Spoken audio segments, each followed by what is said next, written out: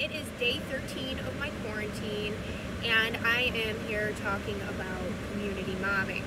So what community mobbing is people of a community get together, maybe it's a neighborhood watch group, they're usually supervised by police or just specific person of that community. Now what happens is they get together, they have a specific target, and their main goal is to harass this target every single day. Get them in trouble some way, just basically make them anxious every single day of their life. So what is this done for? Targeting is done for money. In my specific case in Miami, I had a lot of different people that had different motives for wanting me out of this city. And money was the first number one goal of these people.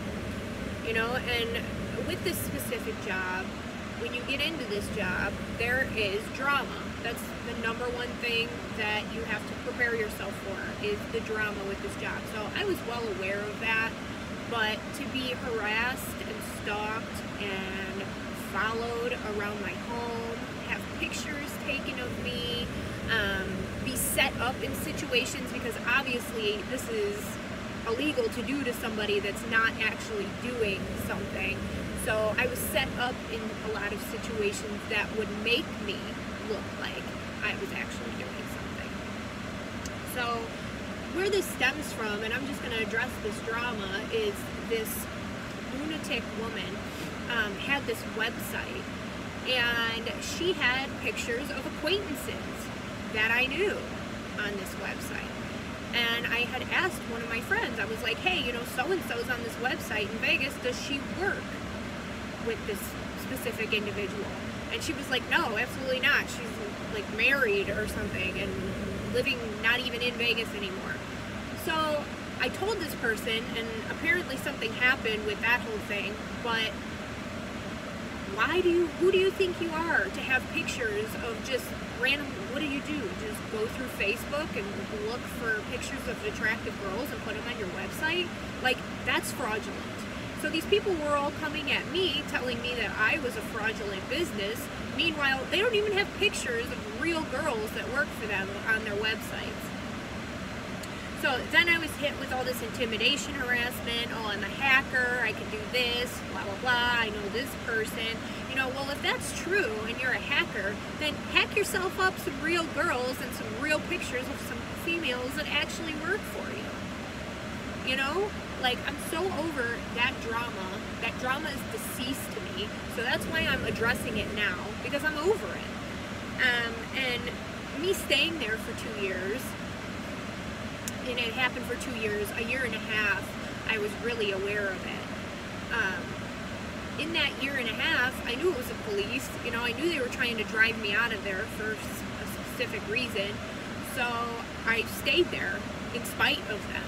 And it wasn't until these angels, we'll call them angels, because a few things happen where we'll call them tips, kind of, just signs, warnings, And at first I was upset. And I was like, oh, I'm not going to let them drive me away from this, whatever. But ultimately, after the Cuba trip, these three things combined showed me that actually leaving the situation and moving on was, in fact, the best thing for me. So, because the whole thing that this is designed to do is to put an individual in a state of anxiety. So every day I was having psyops run on me, different things. Like if I wasn't up by a certain time that they wanted to run their psyop, maybe 9, 10 o'clock, my neighbor upstairs would start hammering on the wall. And this was every morning. Or people would just walk by, so my dog would be barking, and it would wake me up to go outside, and then they would start running the psyop on me. So for 2 years I dealt with this, and then, there would be the sirens.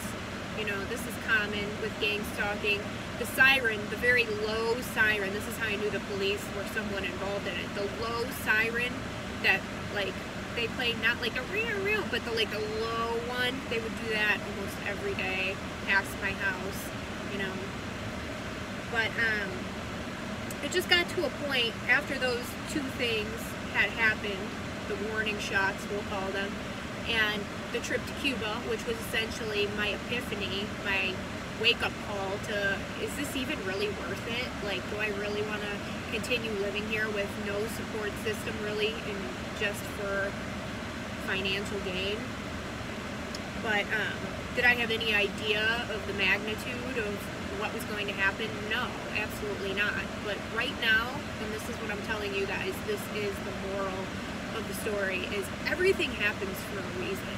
You know, like, that was a big decision for me to make, was to leave all that behind and to move on, try to do something else. So that was a big decision, and it was a hard decision for me to make, but ultimately it put me on a better path. It put me in a better place, because I really don't know what I would be doing right now if I was still down there and dealing with all this drama and dealing with this pandemic and things like that.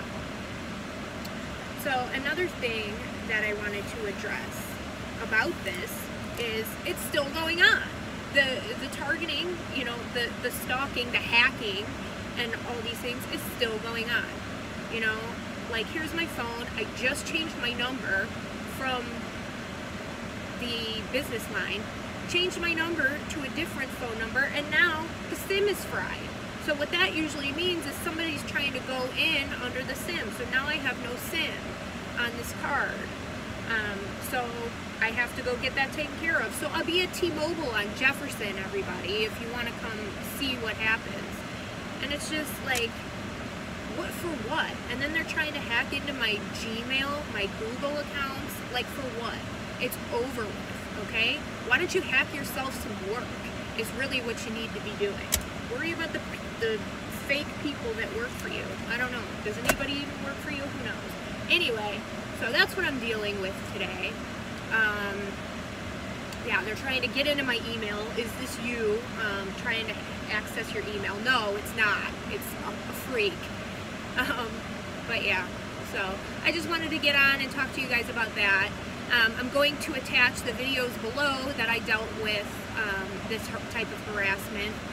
I have like 1, 2, intimidation, harassment, all types of things. So I have like 3 videos. I'm going to post those down below. As always, I hope that everybody has a wonderful day. I'm done with this drama. Enjoy your life. Enjoy your business with your fake girls, whatever you do. And God bless.